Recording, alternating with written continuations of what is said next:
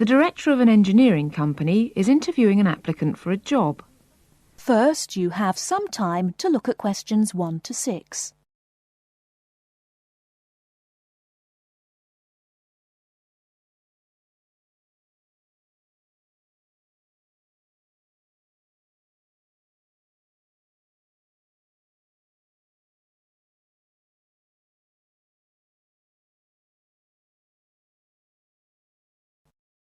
Now we shall begin. You should answer the questions as you listen, because you will not hear the recording a second time. Listen carefully and answer questions 1 to 6. Good morning. It's Mr. Robinson, isn't it? Have a seat. Stephen Robinson. Yes. Is that S-T-E-V-E-N or P-H? It's V. OK. I've got your letter of application, but I need a few more details for the file. Now, you're from Manchester. What exactly is the address? Yes, it's Dynevor Gardens. That's D-Y-N-E-V-O-R. Prestwich. Thanks. And telephone? Well, it isn't mine, it's the landlord's, but I can be contacted. It's 483-250. Uh-huh. The landlord lives in, does he? Well, he has the flat downstairs, and he's a friend of the family anyway. I see. OK. According to your letter, I imagine you were born in, let me see, 1960? 61. Right. And the date? 12th of July. Thank you. And I believe you're married. No, I'm getting married, but not for a few months. Oh, sorry. Well, I mean, congratulations. Is it going to be in Manchester? Well, no, actually. My fiancée's from Wales, so we're getting married in her home village, near Bangor. Oh, how nice. Now, as you know, when you apply for a post with Williams Engineering, we need to find out a few things about both your academic background and more recent work experience, the latter being especially important in respect of this rather specialised position in the area of water management. First of all, A-levels. Yes, I've got 3. Geography, maths and physics. Geography, maths and physics. OK.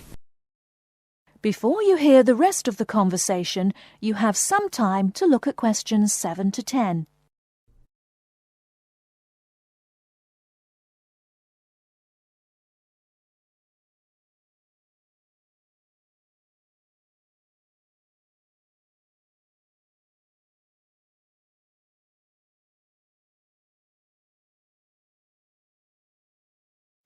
Now listen and answer questions 7 to 10. And what about your degree? I went to Sheffield University and got an engineering degree, with water management as my specialisation. Uh-huh. And as for work experience, I started out after graduating in 1986 in China, working for the Chinese government. Did you work as a volunteer? No, I did get a nominal salary. It was a 2-year irrigation project. That sounds fascinating. How did you organise that? You say it wasn't a British company, then? No. My university had links with a Chinese engineering university, so it was organised at that level. And after that?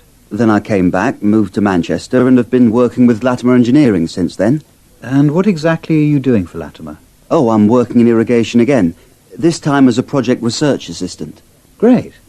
I've got your details. Now let's move on to a more general discussion about what we're looking for. That is the end of part 1. You now have half a minute to check your answers.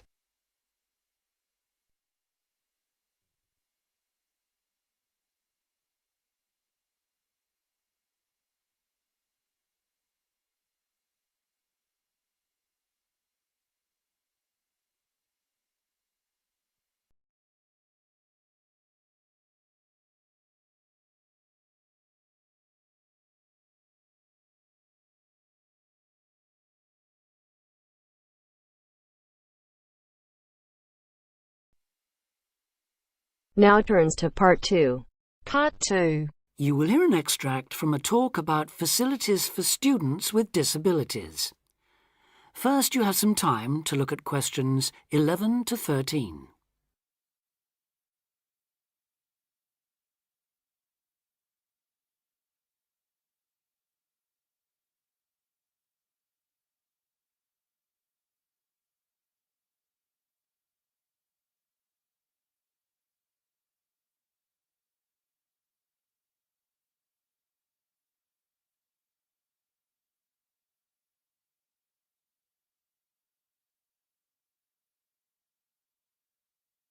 Now listen carefully and answer questions 11 to 13. Welcome to Student Times, the programme with all the latest on what's happening at universities around the country. Today we'll be discussing disabled applicants and the kind of support they can expect to find, or not find, at the university of their choice. With me to tell us more is Student Disability Advisor Sally Taylor. Good morning, Sally. Good morning, Hugh. I'd like to start by pointing out that although 1 in 4 people has some kind of disability, the proportion among students is much lower. This is partly because most students are under 25 and many people only develop their disabilities as they get older, but it's also because some universities don't do much to encourage access. It is true, though, that some have quite sticky problems when it comes to, for instance, wheelchair access, ancient buildings, cobbled streets built centuries ago, and so on. When faced with such a situation, some universities make an extra special effort to provide for students with particular disabilities, while others have specialist accommodation. In fact, all universities should have a written policy statement on students with disabilities, setting out what facilities they have, what their attitude is, and what they're prepared to do. But having said that, only you can properly understand the challenges of any disability you have, and so before accepting a place at a university, or even while you're considering applying, if only to raise the university's awareness, it's good to talk to them and find out how much they can and will do for you. The problem is who to talk to. Most universities and some students' unions have a disability advisor who is supposed to know what facilities they already have and will help with further arrangements if necessary or possible. However, all too often this person is a token. Sometimes it's just an extra responsibility given to a secretary. They don't know what the situation is in practice, and they don't have any real authority to change anything. So, given that for any prospective student it's best to visit a university before applying, it's an especially good idea for students with disabilities or special needs to check whether the place really does come up to scratch. In general, the university should provide personal care and assistance, and there are certain key features to look out for if you have a particular disability, including the following. Before you hear the rest of the talk, you have some time to look at questions 14 to 20.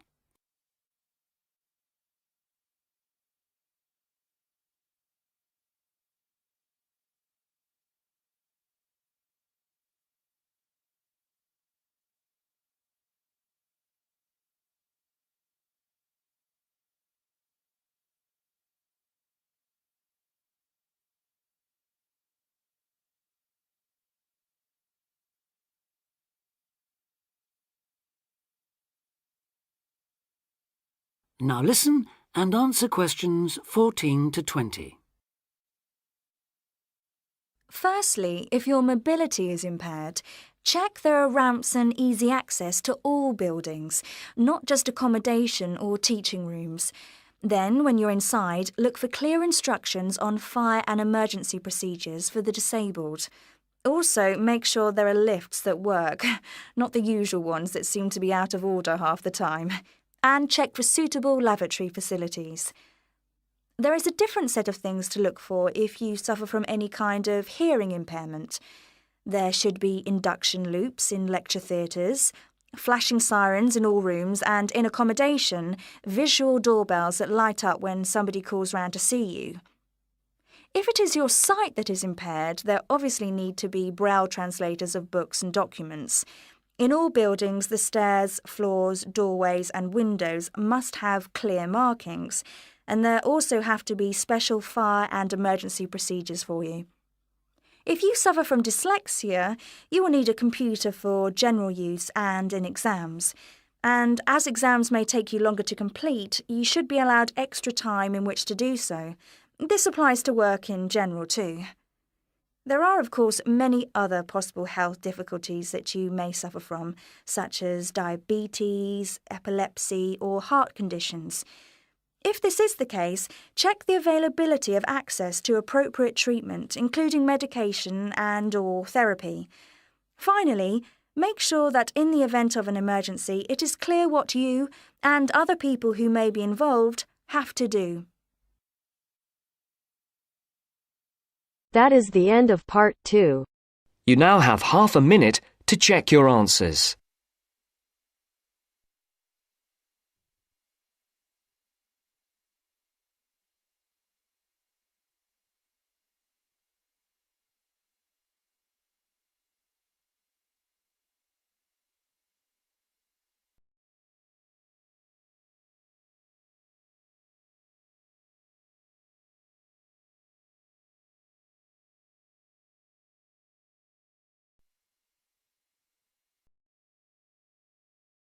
Now turns to part 3.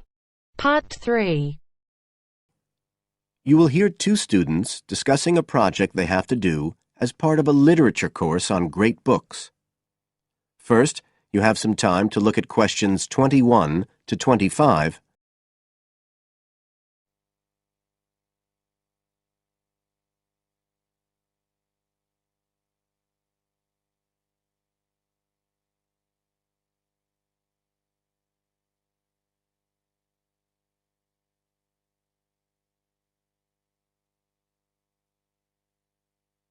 Now listen carefully and answer questions 21 to 25. Hi, Joey. How are you doing? I heard you were sick. Oh, hi, Olivia. Yeah, I had a virus last week, and I missed a whole pile of lectures, like the first one on the great books in literature, where Dr. Castle gave us all the information about the semester project. I can give you copies of the handouts. I've got them right here. But that's okay. I already collected the handouts, but I'm not very clear about all the details. I know we each have to choose an individual author. I think I'm going to do Carlos Castaneda. I'm really interested in South American literature. Have you checked he's on the list that Dr. Castle gave us? We can't just choose anyone. Yeah, I checked. It's okay. Who did you choose? Well, I was thinking of choosing Ernest Hemingway, but then I thought, no, I'll do a British author, not an American one. So I chose Emily Bronte. Okay. And first of all, it says we have to read a biography of our author. I guess it's okay if we just look up information about him on the internet? No, it's got to be a full-length book. I think the minimum length's 250 pages. There's a list of biographies. Didn't you get that? Oh, right. I didn't realize we had to stick with that. So, what do we have to do when we've read the biography? Well, then we have to choose one work by the writer. Again, it's got to be something quite long. We can't just read a short story. But I guess a collection of short stories would be okay? Yes, or even a collection of poems, they said. But I think most people are doing novels. I'm going to do Wuthering Heights.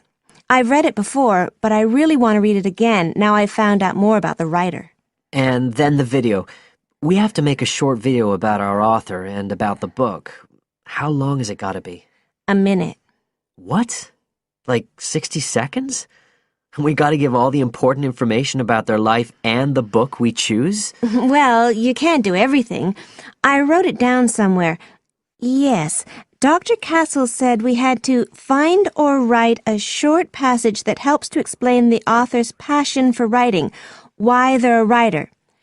So we can back this up with reference to important events in the writer's life, if they're relevant. But it's up to us, really. The video's meant to portray the essence of the writer's life and the piece of writing we choose. So when we read the biography, we have to think about what kind of person our writer is. Yes, and the historical context and so on. So for my writer, Emily Bronte, the biography gave a really strong impression of the place where she lived and the countryside around. Right. I'm beginning to get the idea. Before you hear the rest of the talk, you have some time to look at questions 26 to 30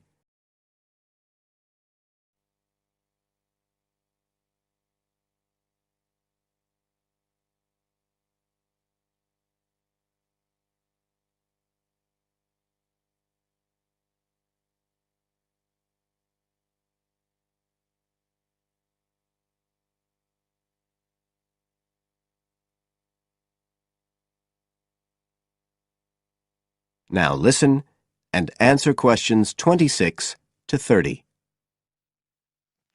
Can I check the other requirements with you? Sure. The handout said after we'd read the biography, we had to read the work we'd chosen by our author and choose a passage that's typical in some way, that typifies the author's interests and style. Yes, but at the same time, it has to relate to the biographical extract you choose. There's got to be some sort of theme linking them. Okay, I'm with you. And then you have to think about the video. So are we meant to dramatize the scene we choose? I guess we could, but there's not a lot of time for that. I think it's more how we can use things like sound effects to create the atmosphere, the feeling we want. And presumably visuals as well? Yeah, of course. I mean, I suppose that's the whole point of making a video. But whatever we use has to be historically in keeping with the author. We can use things like digital image processing to do it all. So we can use any computer software we want? Sure. And it's important that we use a range, not just one software program.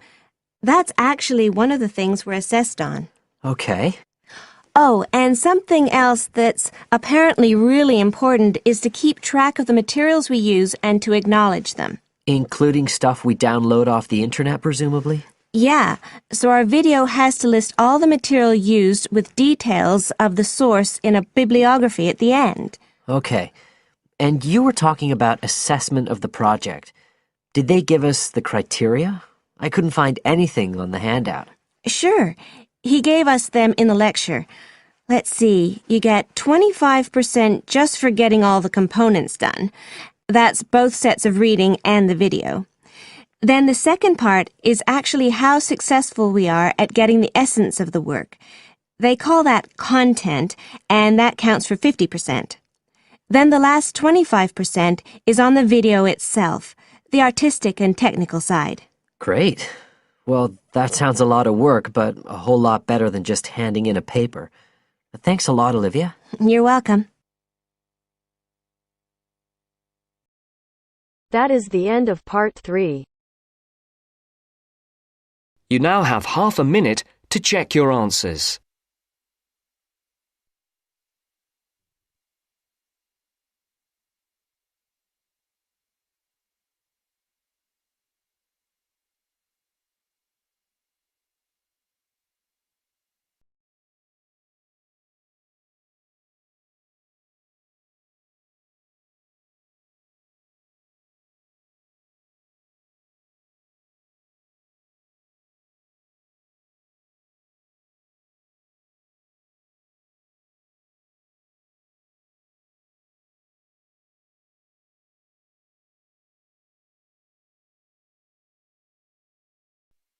Now turns to part 4. Part 4. You will hear an extract from a talk about student health, and specifically about ways to avoid headaches. Listen to what the speaker says and complete the summary. First, look at questions 30 to 40.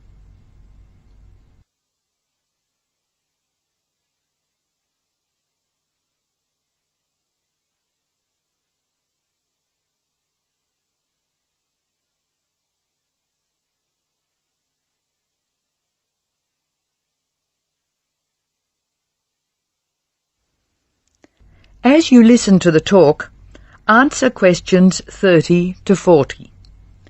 Complete the summary.